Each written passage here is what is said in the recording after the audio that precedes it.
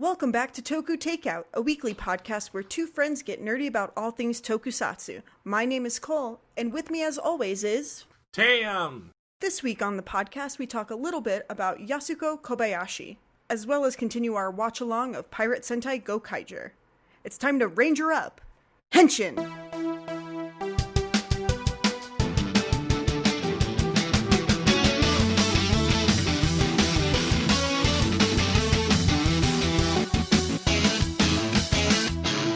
You can find Toku Takeout on your favorite podcast service or directly on tokutakeout.com.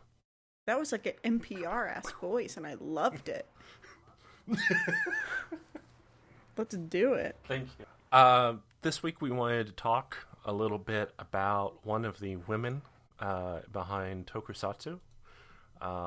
She's someone who isn't in front of the camera, and because of that may not be well known. And I'll admit up front that while I had heard her name, particularly when new seasons of Tokusatsu are announced, it comes up, I didn't know much about her. And trying to look into her for this episode, there's not a whole lot of information about her in English, which is really a shame, just because of everything she's kind of had her hands in. Totally. And she's got hugely impressive credits. Yeah, I like going down the list. I was just like, even if it's stuff I haven't seen, I was just like these are popular and contemporary shows that like amongst the zeitgeist of like anime or tokusatsu, you know. And I was just like, damn, she's getting it. Yeah, I mean, she has been busy. Yeah, for sure. But yeah, so.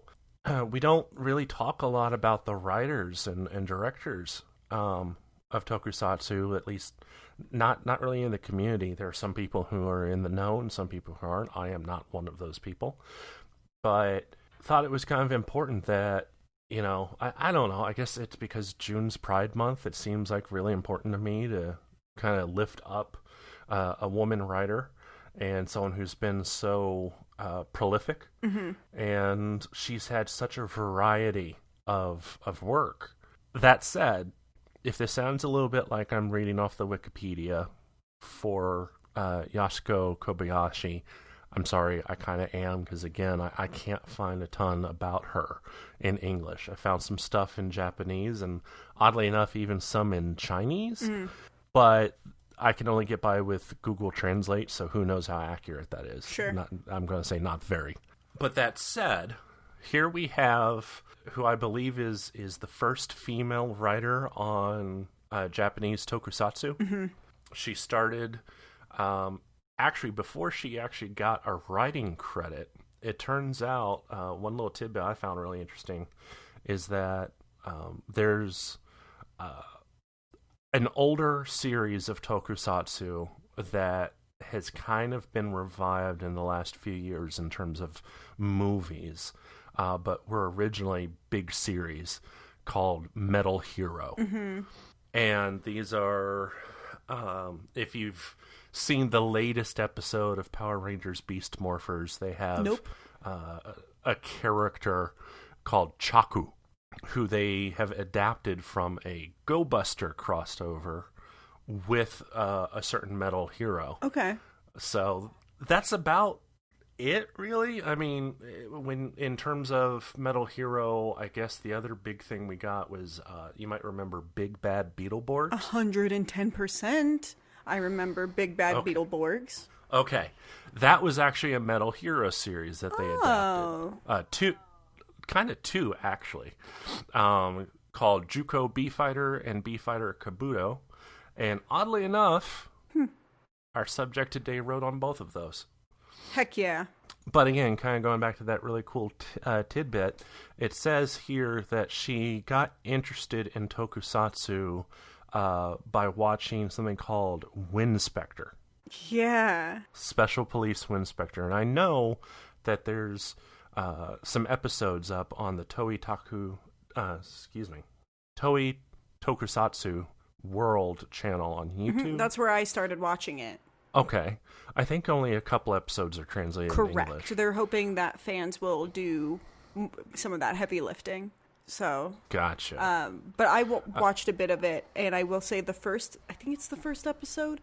It's very interesting to see like a show that has like contemporaries in like other franchises like Super Sentai or Kamen Rider, because there's a lot of explosions, and then there's like fake cars, real cars getting flipped. Like Winspector starts with a bang, and the way they flesh out those characters really early on, and like there's 2 robot heroes, and then like he kind of looks like the rogue cop, like you imagine him driving the sports car with the leather jacket, and then all of a sudden he's like the dude in the red suit armor situation.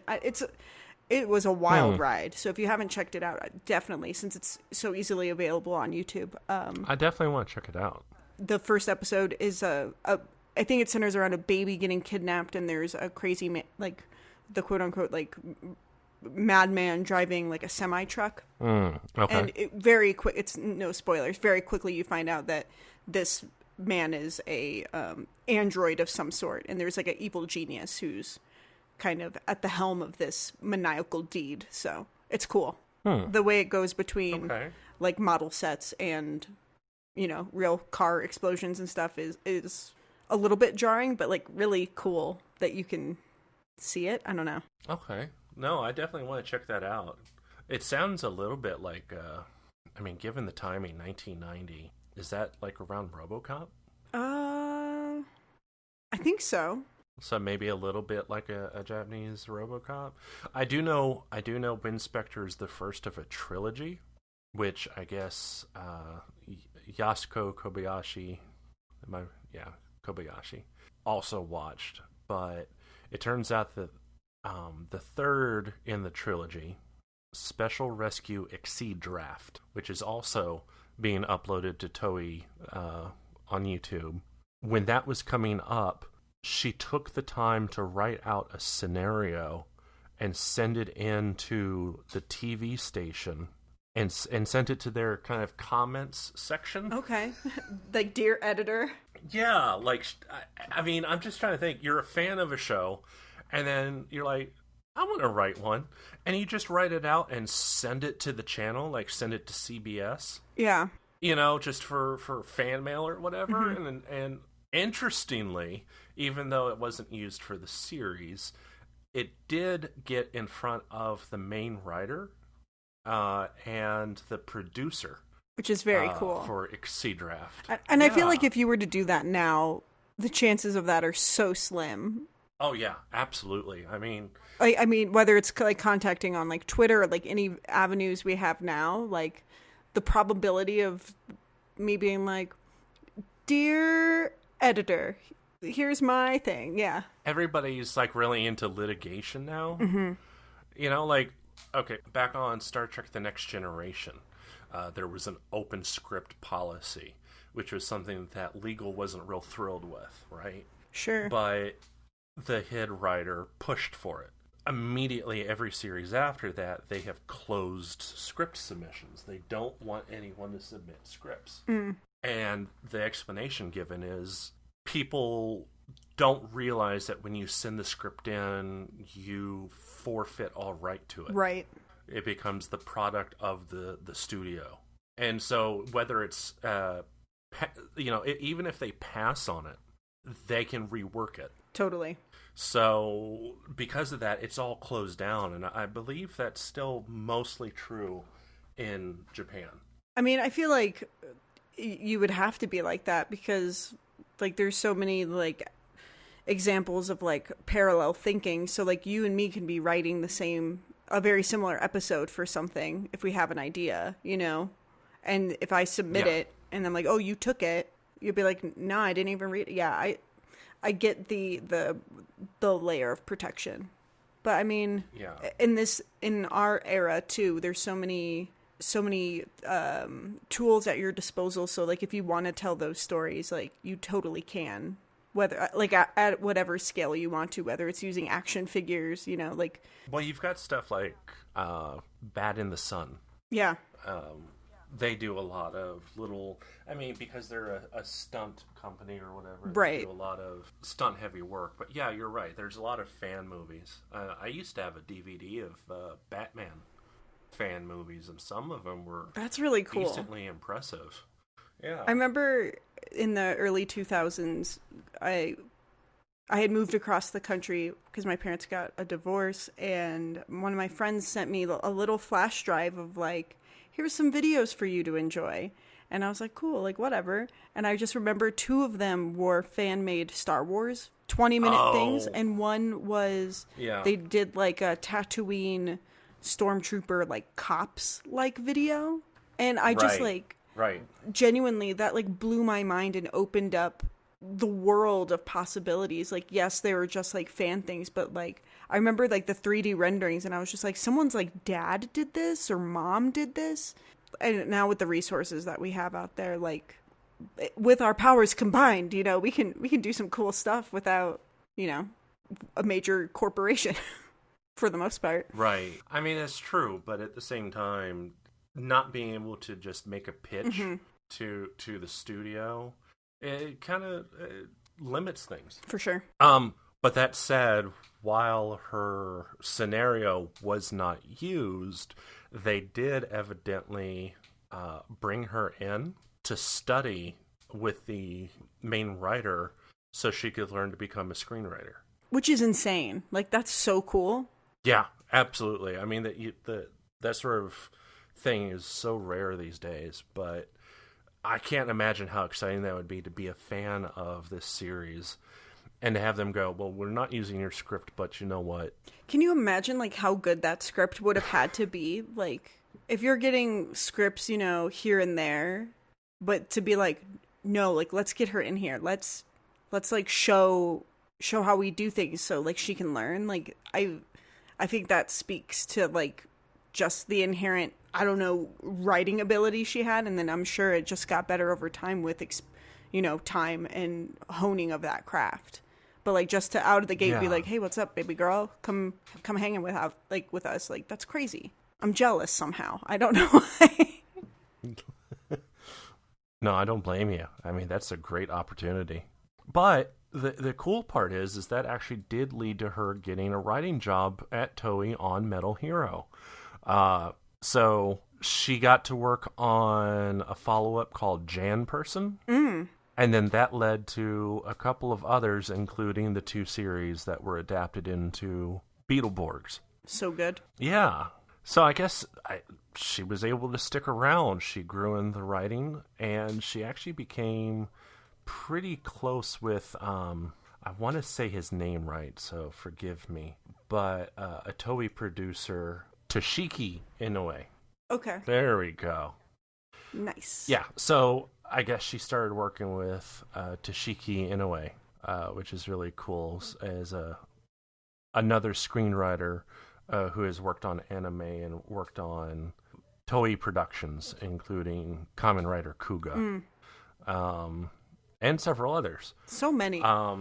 So, again, kind of trying to avoid just going down her list here, but I have to make special mention of some of these. For sure. She was, if I read this right, she is the first female head writer for tokusatsu in Japan, I think. Okay. If not all of Japan, then at least at Toei. And she was the head writer of Gingaman, which you may know from Power Rangers... Lost Galaxy. Yeah. I'm trying to, like, that's my own personal quest right now, is doing the parallels between the Super Sentai and the Power Rangers. So yeah, I mean, we'll see an uptick in my sweet Power Ranger knowledge. I always called it the Charlie Brown shirts. Ah, that's fair. The zigzag. Yeah. That's fair. That's the first one she was head writer on, but her first start with Super Sentai was actually with Mega Ranger, which we got as In Space. Yeah. She would also head Time Ranger, which was a really good season of Super Sentai. Really enjoyed that one. Which we strangely got as Time Force. Clever name.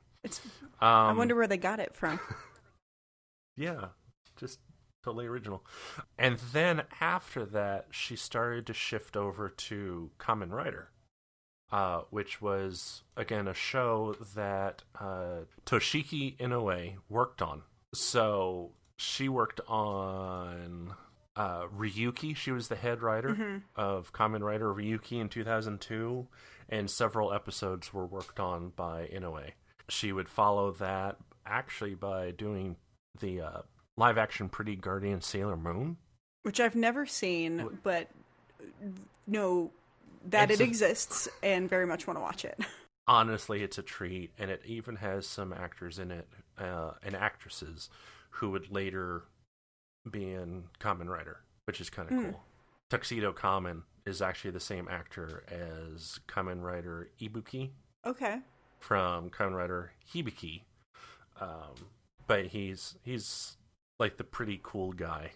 I feel like every time we do this podcast, I just gather more names and like images of people and things, and then I have my red string, and I'm running out of wall space and string. I apologize. Yeah. I just, it's all this homework you have to do. There's too much. I get it. But if I can watch every episode of Heisei Kamen Rider, you'll get through it. Fair. That's fair. Speaking of, she also came back as the head writer for Kamen Rider Den-O. Hugely popular season of Kamen Rider, partly due to the Imagines. Those are basically spirits that possess the lead writer. Oh, okay. And they were best known because the four of them were always in suit. There were no humanoids, like no human actors on screen. That's kind of cool. But they were all voiced by famous anime voiceover artists. Sweet. I like that a lot. That was pretty cool. And then she went back to Super Sentai with a little thing you might have heard of called Samurai Sentai Shinkenger. And I've never seen Shinkenger. I've seen it in Gokaiger. They use those keys a lot. I guess, like, it's my unfamiliarity with Super Sentai, but I feel like to be head writer of this series, or this season, is huge. Like, I feel like this is a big season. Like a cherished one by fans, because I know so many people that talk about this one so affectionately, amongst others, but I don't know, to have that under, like, your name on the top of that bill in a way, like, I'm already hella impressed, but I'm just like, damn, like, get it, girl. She also worked on Kamen Rider O's, another really good, really big season. And then she would also work on Go Busters and on Takuger, Super Sentai. That's the trains, right? Yes. Okay. Yeah. Go Busters was kind of spy-based, and is what we're currently airing as Beast Morphers. Right. Takuger is the Imagination Train. I haven't watched much of it, but I do know that a lot of the people I associate with in the U.S. tokusatsu fandom really loves it. Okay. I guess it's one of those that they kind of went back to basics with Super Sentai and had a lot of fun with it. That's fair. Like, that's probably one that like I will acknowledge my I guess ignorance, where if I think like Train Sentai, and then I'm like, oh, it's like Thomas the Train, like that's my like cultural touchstone. Then I'm just kind of like, yeah, mine like, too. Like what, like it's probably cool, whatever. But yeah, a lot of people like adore it. So I'm like, okay, like let's see some trains, I guess. Let's go. Yeah, put it on the list. We'll get it to Yeah. Yeah. And the last thing I'm going to mention off her Wikipedia is Kamen Rider Amazons, which is where I actually get my name Tamazon. Oh, I didn't know that. Yep. Tam and Tamitha is a name I had, but when I was looking for a new online nickname to go by, I was watching Kamen Rider Amazons. Fair. And loved it. And they don't say Henshin when they transform. They say blood. Amazon! Oh, God. Yeah, I was like, Tamazon! Yeah, you were telling me that, like, that one's, like, darker and moodier and more mature and, like, bloody, and they're, like, There's limbs getting ripped off. Oh my god, get me out of here. Yeah, there are limbs getting ripped off. Yes. Like that's like the antithesis of like what I come to tokusatsu for. I will say this: I really, really enjoyed it, but it's very much an HBO reboot. That's fair. Of Kamen Rider.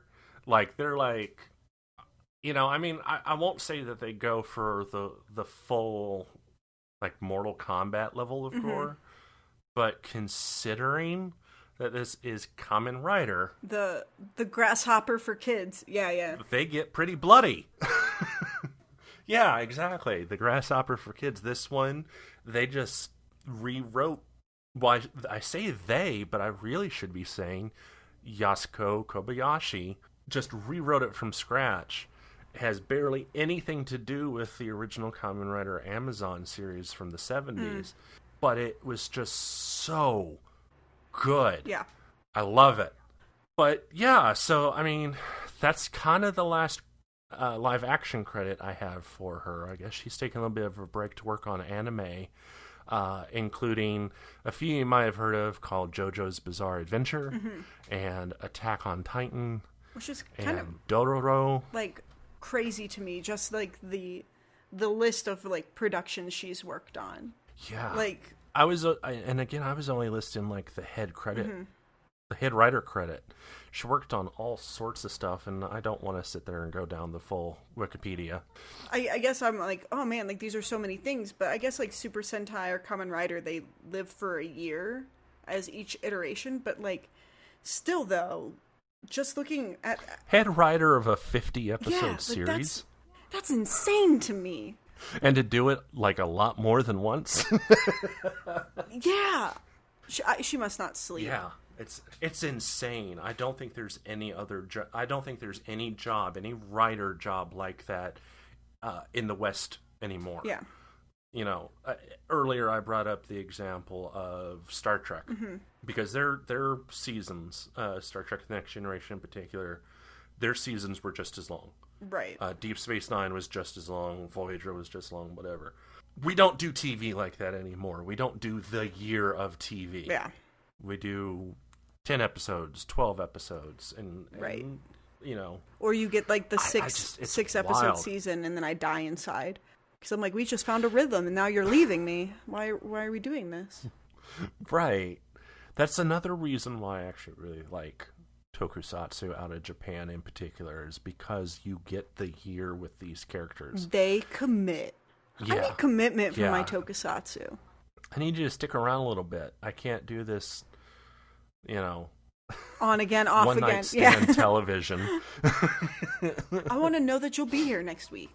Exactly. And if I'm not here, I want to know that there's going to be 2 episodes waiting for me when I get back. Instead of a 4-month hiatus. Exactly. I mean, with Super Sentai and Kamen Rider in particular, you might not have an episode for a week, but it's coming right back. It's coming strong. Yeah. I feel like we owe a big ol' thank you to Miss Kobayashi. She's crushing it. Absolutely. And I hope we'll see her come back next season, whether with the next Super Sentai or the next Kamen Rider. I would love to see her back on there because, I tell you what, she has a thing for trains, and she has a thing for if she's doing a Super Sentai, she likes having 2 reds, which always mixes up the action there. So she has like little recurring elements, but she mixes it up, and I love that, and I hope she comes back soon. Cool. Spice it up. But yeah, so that's a little bit about someone very important to tokusatsu for us. And I guess we're going to parlay over into our watch through of Gokaiger. Gokaiger! Strong to be the best Gokaiger? No, I don't. We'll workshop it. What? I don't. Okay. Yeah, we'll have to work on that. We'll come back to that. What did I do it as like Transformer? What did? I don't know. I don't know either. I'll work on it. Stronger than the best. Yeah. Gokaiger. Anyway, first episode this week was Little Spy Tactics. Yep, episode 8 of Kaizoku Sentai Gokaiger. what a weird episode. I kind of grumbled through the whole thing. But then at the end, I was like, that was kind of fun. So yeah, it was just kind of dumb fun. Remember that when we talk about it. Yeah, basically, it's just a comedic episode. So the which I feel like with this episode starting off, like it starts off in a fight, and Gokaiyo's already out, so it's already a break from our expected rhythm.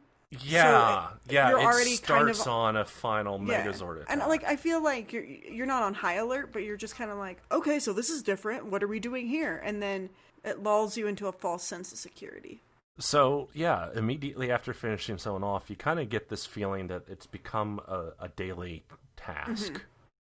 Like, and the lead, the prince, is definitely ticked off. Yeah, he's annoyed. He's like, why are they still here? Why do they keep beating us? And he kind of storms off. And knowing that their necks are on the line. Lady Gaga and Pistonhead. Yep. We'll call them. Yep. Decide that they're going to take the opportunity to send in an espionage action commander of their own selection to do espionage and find out why the pirates are on Earth, why they aren't leaving, and figure out how to get rid of them at the same time. And they introduce the Sneak brothers, elder and younger Sneak brother, which one, I love that they don't even have names. They're just like big brother, little brother. But I feel like that they had like all these suits around for action commanders, and they were just like, I don't know, we'll do this one this week, which doesn't, it's a cool suit.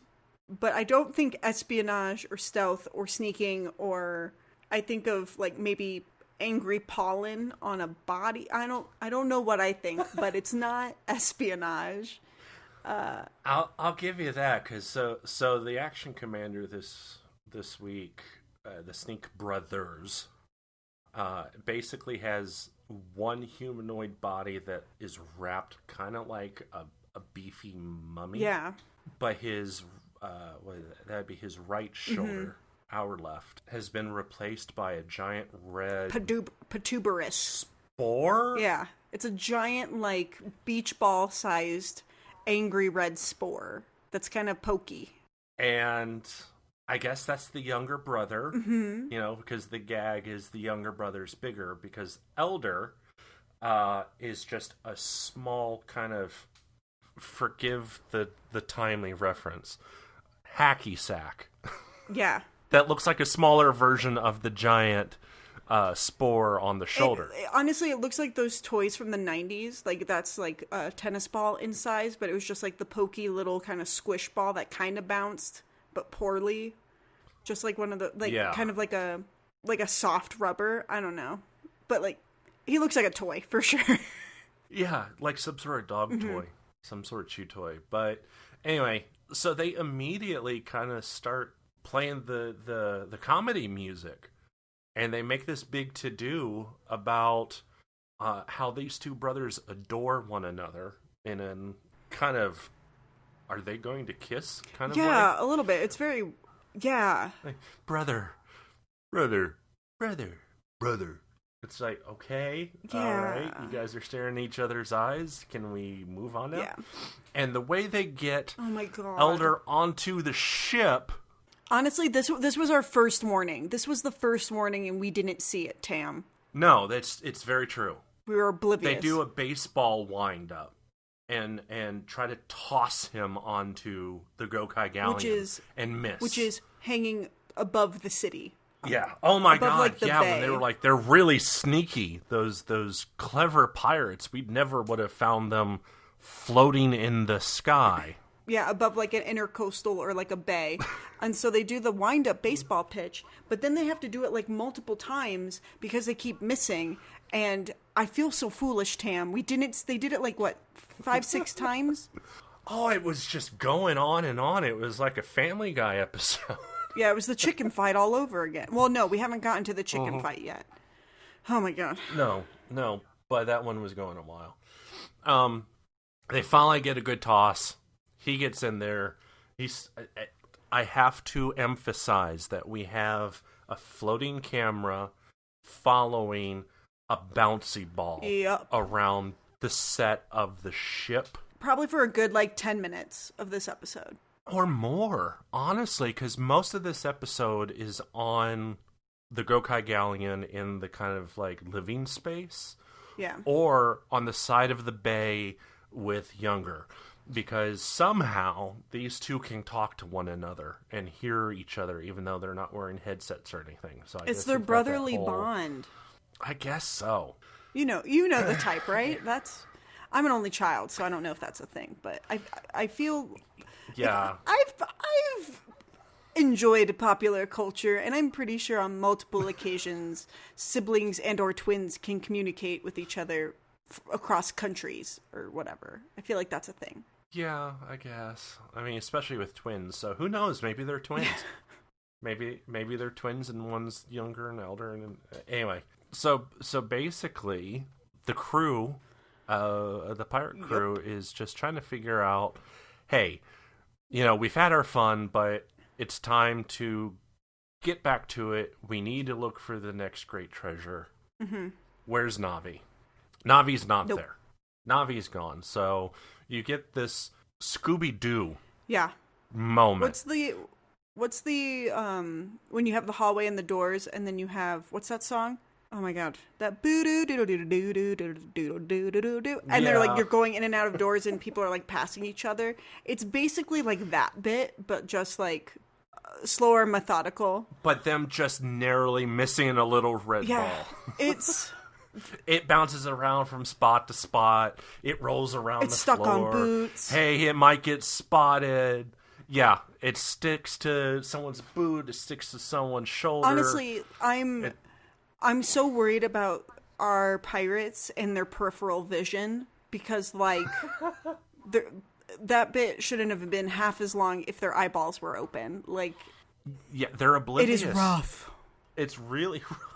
At one point, he bounces off of the control pad at the front of the ship and activates some sort of alarm. And Doc comes over. He's like, Aheen, you hit that. And she's like, did I? No. Yeah. And then she's like, okay, my bad or whatever. It's so... Did you not see the little red bouncy ball? And then, or Bouncy Ball Man would be hiding in the chest with all the Ranger keys, and Marvelous would walk over to it, put his hand on top and be like, Navi wouldn't be in there. And so he doesn't even open it to look and just walks away. So there's all these moments. Joe does the same thing where it's I'm going to look in this one valve thing, but not the other one next to it because clearly Navi was, oh my God, ask Tam. I was irate at this point.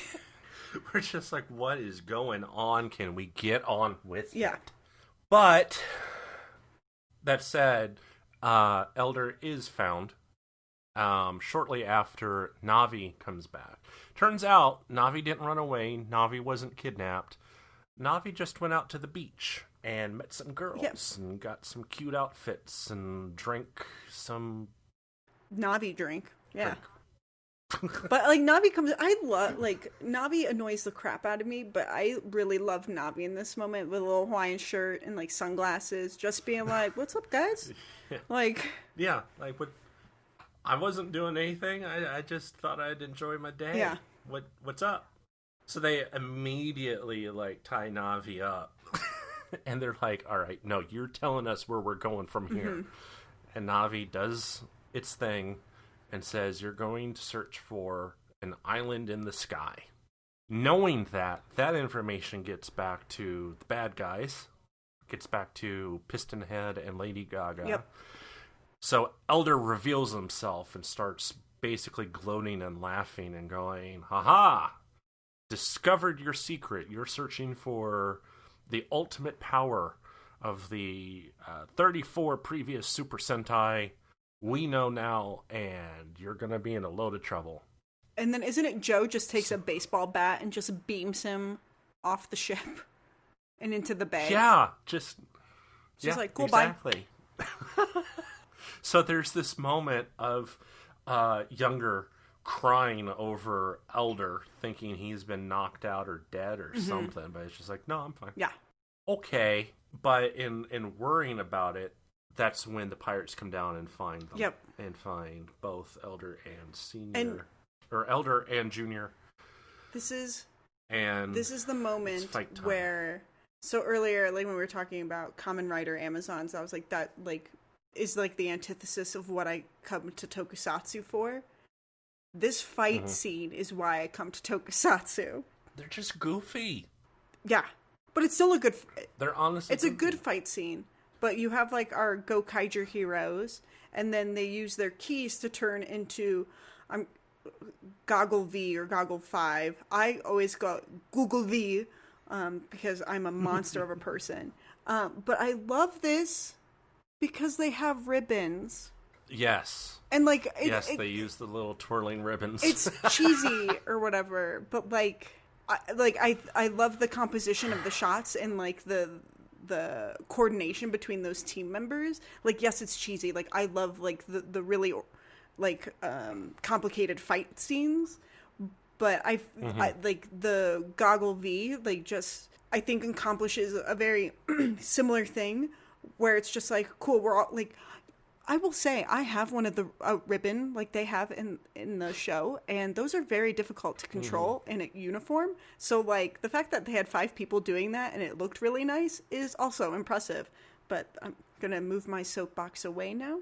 But I loved it. I loved it very much. I guess my thinking on it is they kind of knew that for today's audience, and when I say today, I mean when this was released, I think they realized that using twirly ribbons as an attack would be kind of silly, so they timed it to use during a goofy episode. And we also... And that it worked well. Totally. And we also talked, like, in hindsight after this episode, because, like, I was a real grumbly goose while we were watching it. But, like, if we look at the last 2 episodes before this, where we had The Most Important Thing and then Nikki Kempo Lesson, like, those are pretty fast-hitting episodes that are, like, they move quickly. There's a lot of fighting. There's a lot of action. As like the viewer, to have this like kind of moment of rest that's just like kind of slapstick comedy in a lot of ways, like Little Spy Tactics, like if I think of it on its own, it's like, all right, whatever. But if I think of it in the larger narrative of the show, I actually really, really love it and the pacing of it. Because it gives us a breath. Totally. And it still gets to flesh out our pirates, you know, and their stupid, you know, frustrations with each other while they look for Nabi. Like, there's still, like, subtle little character moments that we could, like, you know, build these characters out. And then we just have this, like, the Zanyak Empire is just also kind of bumbling idiots, even if they're trying to help each other. Like, they have their own problems, you know? Right. They thought that they knew better, and the person they call in, or the people they call in, aren't that great either. But I will say this. As silly as they are, and I keep using that word, I know, but as silly as the Sneak Brothers were in this episode, they got the information they were 100%. Going for. They were successful. So I give them credit. Credit where credit is due. They went for espionage. They got the information back to the Zanyak. Mission accomplished. Now, what happens to them? I mean, they blow up. You know, they do the final wave. Boom. They get enlarged. I think also... Elder is still relatively small. Yeah. And the funniest part of this He's like beach ball size now as a large thing. When they bring out Gokaiger, it has a giant red aluminum Gokaiger baseball bat. Gokai bat. Printed right on it. And knocks them out of the park. Yep. Like, literally hits, like, goes... I don't know if it hits the sun. He, like, leaves orbit. Yeah, I think they make the joke... he becomes a star because it goes into space, and then you hear, like, the shing, and, like, the little light in the sky. So he's a star now. He's gone. He's gone. It's a little... You got this. Pokemon. Yeah. Pokemon, little Jesse and James moment. Yeah, totally. Oh, there. I can't get the R, but the Jesse and James moment where they just bing off into the space. Right. And then Younger just immediately starts screaming, you know, brother! Yeah. Well, the pirates are still there, so they just pull out the Deca Ranger keys. hit the what is it? Not Starburst, but the chain guns. Yeah, it's the Gatling guns. Blow him up. The car does not leave the chest. It's just sirening in the chest, which is somehow mildly less annoying. Better. Yeah. And it's not, it doesn't stick around long, so we don't have to hear that siren very long. But, I mean, after that, it's like, shoot back to the bad guys, and you've got, the prince comes out, and it's just like, so you thought you could do better than me? Yeah, he's kind of irritated, which, like, understandably, I think I would be too.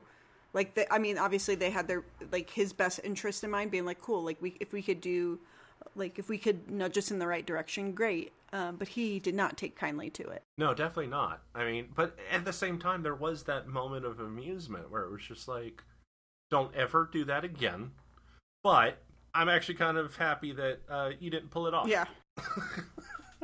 But that said, Damarasu, Pistonhead, I call him, now knows the next goal of the pirates, and that's to find the island that floats. Mm-hmm. So he resolves to find the island before the Gokaigers do. And that actually leads us directly into episode 9. Yeah, I thought, like, also just thinking of, like, episode transitions, I feel like these are, like, had I not stopped to get a drink in between, I wouldn't probably have noticed or thought about this being a whole separate episode. Yeah, honestly, it was kind of a nice lead into it. We were talking about a writer earlier in this podcast. Mm-hmm. So I think it's only fair to mention that the writer of episode 8 is Naruhisa Arakawa. Mm-hmm. And episode 9, which this one led into, is actually written by Junko Kimura. Yep, and so they swapped writers. Yep, and which is interesting in between these two. Arakawa wrote episodes 1 through 6 as well, but I believe these are the two lead writers for this whole show. But I believe there's some other writers who assist, but I feel like these are the two, like, main bumpkins for the show. Mm-hmm. I'll agree with that. And especially when you look back at the last 2 episodes we watched. Episode 6 was Arakawa, and then the crossover episode with Geki Ranger was Kimura. Yep. Kind of same setup here. Arakawa has a little bit of fun, and then Kimura comes in and has to write the cameo. Someone has to package it all up for us. Yes. And let me just preface this episode review with not that well. Yeah. Not knowing what all... Yeah. We'll get to it. Basically, we start with Gokai Galleon floating around trying to look for an island in the sky, which you would think wouldn't be that hard to find. However, what we may not know as new viewers is that the Sky Island is actually shrouded in clouds. Of course, so that it is difficult to find. Mm-hmm. But they kind of stumble over it. Yeah, like... at the exact same time as the bad guys. Yep. Which is, like... what are the odds? Yeah, I feel like this episode also starts really quickly. Just because you're like, oh, we need to find the thing. There it is. Oh, you're here too? And then exposition follows. Plot. But, I don't know, I feel like the pacing of this isn't that crazy. Like, it's not like a breakneck speed, but it is just weird to, like, there's no setup. It's just like, oh, you're here, I'm here, cool, great. Now we must fight. Yeah. And you're just like, oh, yeah, exactly. Here we are. Okay. It's like they both get on the playground, and it's like, oh, I thought it was my turn. Right. That's a good way of. So of course they have to fight. Yeah. They end up using Turbo Ranger's ability so that they can go faster than the bad guy, whose name is Bowser.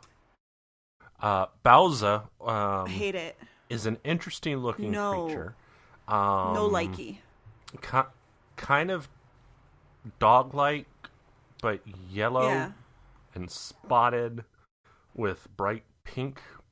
If you had a demonic pound puppy who turned green like an emoji, like it was going to puke, and then had pink hair on its tarantula legs, that's this monster. and I hate it. What was his name? He reminds me a lot of a Batman character. I have no idea. Actually. Creeper! That's it. Found it. The Creeper. Oh, I hate it. This is now my search history, and I hate it.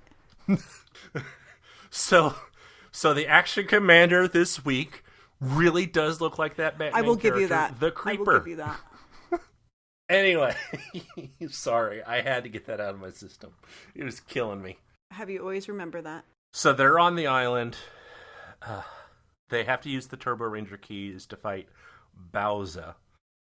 And it gets the attention of Gao Lion, this giant red lion Zord, which oddly enough is exactly the same as the one from Gao Ranger, right? Like it's a cameo moment. Yeah. Because I think in Gao Ranger they're sentient like god beings, if I recall. Yeah, right? I think that's correct. They're like so they're spirit guardians. They're not just mecha. Yeah.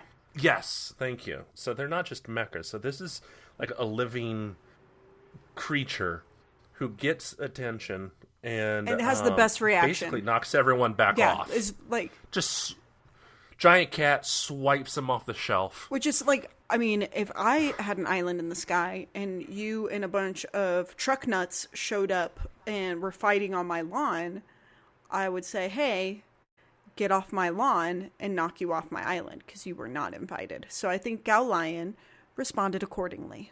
Absolutely. It seems like it's a very peaceful place, and having these random people come in and start causing a ruckus, I'd knock them off too. Yeah.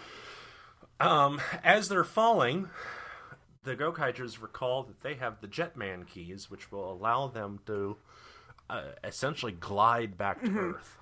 Which is like kind of cool. So they do like kind of a coordinated like parachuting formation briefly, and then Yeah. they're all kind of like bobbing and weaving because like the villains are still like shooting at them and trying to like kind of can you sideswipe in the air? They try to do that. Right. As they're falling, Ahim gets. I don't know if one of them like tries to sideswipe him or she gets shot in the leg, but she has a leg wound. Yes. But they all land in convenient cardboard boxes and scramble to their feet to continue to go after the Bowser. Yeah, thank you. I was like creepy man. The Creeper. But yeah, so as they're about to do so, they're stopped by not quite a doctor, but they're stopped by a man who says that he recognizes them. He's like, you're the pirates, right? Does he accuse them of being a pirates, or Marvelous is like, we're pirates, whatever, cool, bye. Well, there's a moment because he's just like, you're not going to get Gao Lion like that. And Marvelous is like, who are you? And he goes, I'm a veterinarian. Yeah. Great, I'm a pirate. Yeah. That's what it was. It's like, what's the point? Why? Like, I'm with Marvelous at this point because the veterinarian is like just like offering critique without helping. Right. So just some random dude walks up and just goes, you're not going to get a lion like that. And Marvelous doesn't seem to care what this guy's opinion is, and doesn't seem to really care that this guy calls himself a veterinarian. He probably doesn't even know what that is. Yeah.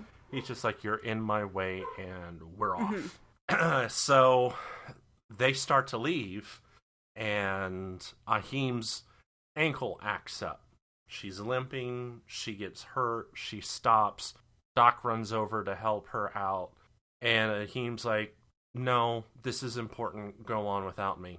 So we get another split off, just like the Geki Ranger episode. Which I'm Ahim and Doc are together. and I'm excited for this. Like, I think Ahim and Doc and the other three are like good duos, and this kind of splits the narrative so we can have two things happening at once, and then you have growth or whatever. I just wish it wasn't the same group, but I understand you have Marvelous, Joe, and Luca going together because they're the strong ones. But I just wish we were fleshing out a different relationship, if I'm being selfish. Exactly.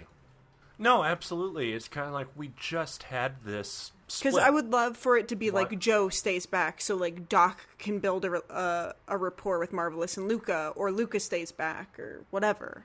Yeah, just mix it up. Because you know Marvelous is always going to go for the fight, so that's out of the question. But yeah, but they split off, and the veterinarian says, "Hey, I can help fix up your ankle." Okay. Ahim and Joe are like, why would you help us? You were just yelling at us. And he's like, well, I'm not going to ignore someone in pain. Right. Someone in need. So they split off to his veterinarian clinic. I guess being a veterinarian, at the very least, he'll have a first aid kit. Okay. Right. It's just, I have Band-Aids. Right.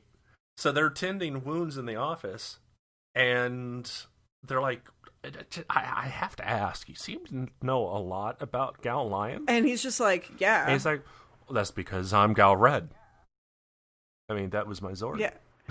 And they're just like, oh, shit. And I'm like, oh, guys, my friends, right. Where are you? Like, what are you doing? But yeah, so we get another one of those episodes, I guess. I hope this doesn't become a recurring theme where Ahim and Doc get left behind and stumble into a former Red Ranger, but it happens here. Yeah, I feel like it makes me think of course it's going to be Jew Ranger, because I wouldn't be me if I didn't say it, but May, the Pink Ranger and Jew Ranger, like, I feel like halfway through that season, I'm just like, she sucks. Like, she always just got the short end of the stick or whatever, like, very much like Ahim and Doc, where it's like, okay, she's going to be the one that kind of flushes out this, like, tangential story that'll be, like, full circle at the end of the episode, so thank God she was there, but, like, really didn't do anything, and then ends up being, like, a total badass in the whole show, and you're like, heck yeah, get it. But I don't know, like, I want Doc and Ahim to grow, and I don't know if we continue to use them as, like, the plot device, if we're going to see growth from them, because, like, you're already moving at a rapid pace with two characters potentially growing or learning at the same time. I don't know. Frustrated, I mean, I think, a little bit. I'm a little frustrated, too, just because, I mean, if we recall, when this whole shindig started, Ahim in particular was shown to really know how to handle herself with a couple of flintlocks. Right.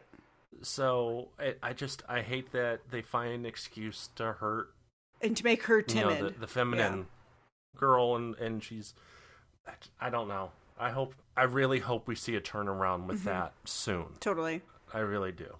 But back to the episode.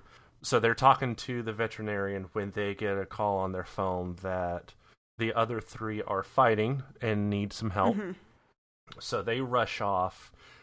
I guess that bandage really did the trick, because Ahim is running just fine on that ankle. It was just a little bit of, it looked like strawberry jelly just on her sock. It's fine. Right. There was no scratch. There was just a little bit. But I do think this is a cool kind of fight, because the veterinarian, like, follows them at a distance, but you see Luca, Marvelous, and Joe are fighting the Empire, but the Empire's kind of, like, corralling people and just trying to, like, separate them and just, like, cause a ruckus in the streets. And Marvelous and the team are just kind of like, no. And so they're just trying to get people out of danger. And the veterinarian's like, oh, like, they aren't pirates. They're helping people. Like, you could see this, like an internal monologue kind of, like, go across his face of, like, I guess they're not bad after all. Which is a little bit frustrating, because I feel like we've already illustrated that a little bit, but whatever, that's fine. But it is a cool fight scene, though, because Joe gets two swords, kind of clears out a group, and so you have them fighting and moving around enemies as well as people, so, like, the swords aren't just going willy-nilly. And then Joe tosses up the sword, or holds it up so Luca can do her, like, whip chainy thing, so she then has her swords going around on rope, whatever magic lengths to like clear out. I don't know. It's a really fast-paced fight to just kind of like clear the space out. And then Bowser is just like, well, I don't like this very much now, do I? But I guess like the veterinarian is kind of in shock and awe that Marvelous Joe and Luca like went out of their way to save these people versus them just going about their business to try to get Gao Lion.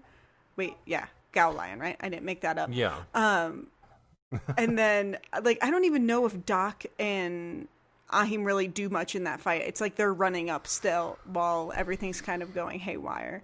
Yeah, but they get up there and then they're like, I know, we just met Gal Red, so why don't we use the Gal Ranger keys? And they transform into Gal Ranger. That's right, they run up like, hey guys, look what I found! Oh, God, I would... It's fine. So they turn into Gal Ranger, and they even, like, they go full Gal Ranger on it. Because they've got one of the funniest parts of this episode.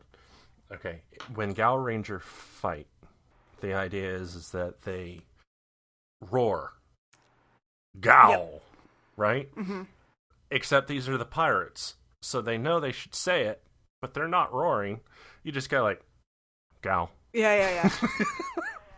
Just a little aside, just like, oh yeah, Gal. Yeah. And it it's so that was a great moment. I think Marvelous has like the best one because it's just kind of like over the shoulder, like, well, I did it, didn't I? Right. But they're also doing it while they're ramping up the main theme for Gal Ranger, which is so good. I think it's my favorite. Is still so good, even though it's the instrumental. I don't care. I will say this: 9 episodes in, I have not been disappointed by a fight scene. No. Whoever's directing the stunt crew and the fight choreography is doing a great job. And the cameras, like the cameras are putting in some work. Whoever the camera team is. Yes, and I will again give it to the stunt actors, or the suit actors, I should say. They're doing a great job of continuing to bring out that individual characterization. Totally. And not making the mistake of, some of these stunt actors, maybe they've played Gal Ranger characters in the past. I don't know. But they're doing a good job of using that power and doing the moves you're supposed to do to show your Gal Ranger while keeping your underlying Gokaiger character very apparent in the body language. Definitely. Fantastic job. But yeah, so they use the Gal Ranger keys and then do a Gokai blast, a little final wave action, and blow the guy up, and Bowser gets enlarged. Gokaiger comes in, Gokaio, and find out that their starburst isn't working for some reason. Yeah, they're being like hugged by the giant minions, so that they can't like chuck the wheel. Yeah, they can't turn, spin right? I play Sea of Thieves. I feel like I should know what the ship wheel is, but they have the masthead. I don't know. It's like the Let's Go Captain. Yeah. You know what I'm saying? The wheel, the steering wheel, the big wheel on the back of Gokaio. It can't be turned. But for some reason, knowing that they're in trouble, Gal Lion's like, all right, I guess they need help. So they use the Gal Ranger keys, which somehow summon Gal Lion, and he just comes down from his magic island in the sky. Down a rainbow, if I recall. Yeah, a shimmering a little zigzag, rainbow path. Yeah, which is like kind of dope. I'm into that. It's got, I will say, they even do the Gal Ranger a little call, which is kind of this weird like bell bird chime thing. But yeah, so they use that. It comes running down off of the floating sky island. And as our Gal Lion was running down, I was like, I will lose my mind if our pirate is like, I'm gonna ride that lion. Well, yeah. Gokaio shoots off his legs and then gets seated atop just kind of Gal Lion. to create Right. Gao Kaio. I guess that would be it. Gao Kaio, however you want to say it. But it's just a lion with a half man robot on top of him, and I just can't. Yeah. I just can't. They basically just lob off the knees, and then just kind of. I mean, they didn't make a suit for it. It's completely CG, and they just composite it. So anytime that they did use the suit for Gokaiger, it's just composited into the CG lion, and it's just the goofiest thing. But like, I kind of love it. It almost looks like it almost looks like Gokaiger is surfing on the back of Gao Lion. All right. I was as our lion was running down, I said it as a joke because I was just like, they can't really be doing this, and then it happened, and I'm not even mad. Like, I think it really exemplifies this season. Like, it knows it's where it's at, and it knows it's like quirky and has to do some problem solving. And maybe did they create the problem of what are we going to do with a lion and a pirate? Well, I guess I'll cut the pirate's legs off and then smush it on the lion. Like, they created the problem and the solution. And I don't know. It didn't need to happen, but I'm so happy that it did. Agreed. Agreed. Like the whole time you're just like, why? Okay, but why? Both of these episodes, I have to say, were great for making us go, what's happening? Yeah. But in a fun way. Like, this is when we were talking what Super Sentai to kind of start you off with for this podcast. You said you wanted something that didn't take itself too seriously. 100%. And I delivered. Yeah. And I think what I love about this season too is, as much as we are moving between 34 previous seasons of Super Sentai, and we're only, 9 episodes in, the Gokaiger aspect of it, there is a really like defined sense of self, and that like you're pirates, okay, you don't want to say Gao when you attack. Like, there's I feel like they had a rubric of like, cool, would this character do this? No. Yes. Okay.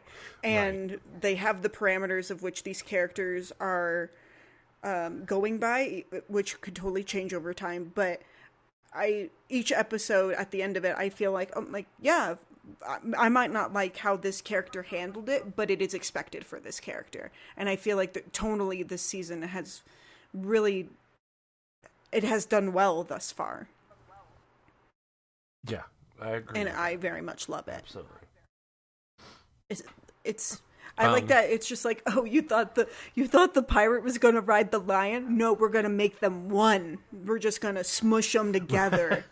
We'll one up you. Right, and not in the obvious way of making it like a centaur figure. There's no time. There's no time, Tam. No, absolutely not. So, I mean, I have to almost wonder, like, because I know Gal Ranger used a lot of CG, I kind of wonder, did they just load up the old lion model?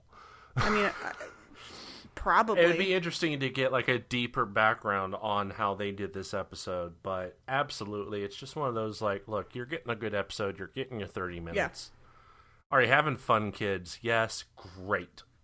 Get out of here. Totally. Because, like, you have Pirate on Tiger, and then Bowser explodes or whatever. Like, I literally cannot tell you what happens. It doesn't matter. Bowser's dead. And then you have a quick scene of the veterinarian being like, good luck, Gao Lion. You got some new friends. And then I think we have a finishing scene of the pirates, like, leaving the area and going back to, like, their chill zone in Tokyo or whatever. Like, just ship in the sky. We're just gonna ride off and go get some more ramen. Yeah, it's interesting how it just becomes. Again, I know we're only 9 episodes in, but there's almost an element of a routine for them. But it's not a bad thing. It's not like they're stuck in a routine. Yeah, and it's also like, even if it's a routine, I wouldn't necessarily call it predictable. because I feel like the writers and the viewers are trying to like one up themselves somehow. Like, I'm going to telegraph something, and you're like, you're not going to do this, are you? And they're like, haha, you thought so, but I've given you this. And I feel like... It's like, well, an element of, yes, I am, but not how you thought. It's cool. I like that. It plays off of expectations. It's definitely been a good tribute to past seasons of Super Sentai. It's having fun Definitely. with it. Yeah, our next episodes are Card Game and the Serious Rebellion. Card Game, I will say, I still recall a fair bit of this episode, and you're in for a treat next week. It's definitely one of my favorites. Now I'm a little worried. It's in the best way, I promise. Okay. It's still one of my favorite episodes, and I can't wait to get to it. Cool. Yeah. Can't wait. No, and hopefully you'll join us next week to get our reviews on that after we watch them. Heck yeah. I guess that's it for this week. Kind of nice turnaround, have you back, and get back to our routine of watching Pirate Sentai Gokaiger. And hey, this week we talked a little bit about one of the other figureheads of tokusatsu out of Japan, Yasuko Kobayashi. I do hope, kind of my plan for next week is to potentially talk a little bit about characters or actors out of tokusatsu that are on the LGBTQ IA spectrum. Cool. Just because it is June, it is Pride Month, so... I am on that spectrum as well. Yeah. I mean, look, a little bit of discourse this week on the old Toku Twitter. And it kind of made me realize that every show needs its kind of niche, right? And there are other Toku shows that do great jobs when they focus on things like Kamen Rider, or they focus on Super Sentai. We've got a couple that are lady-focused, feminist-focused, which is great. Love to have those voices out there. And there's a brand new one that started up. Forgive me if I don't remember the name, but it's all about being a black fan of anime and tokusatsu. Great timing for that. That's another voice that we need out 100%. There. Honestly, I'm just like, what is going to be unique with Toku Takeout? And I think besides the fact that we're just fans having a good time, kind of getting a little nostalgic, kind of relaxing, having some root beer, eating some pizza, I think we also bring, quite frankly, queer voices to it. For sure. I mean, I think that's inherent just by who we are and what we care about. So I think it'll happen effortlessly. Yeah, I'm excited. I think that's going to be our niche. So why not? Let's celebrate Pride. And next episode, instead of doing a focus on a particular person, we'll talk a little bit about our characters who are gay, who are lesbian, who are trans or non-binary. We might even talk a little bit about some of the actors who have come out. So look forward to that next week. Sweet. You can follow Toku Takeout at Toku Takeout on Twitter or at tokutakeout.com to kind of see all of the things. Well, I've been your host, Tam. You can find me on Twitter at TamazonX. And I have been, and still am, I guess, Cole. And you can follow me at OK Retro Zone across the social medias. Thanks for joining us this week. Look forward to next week, and have a great time. Woo!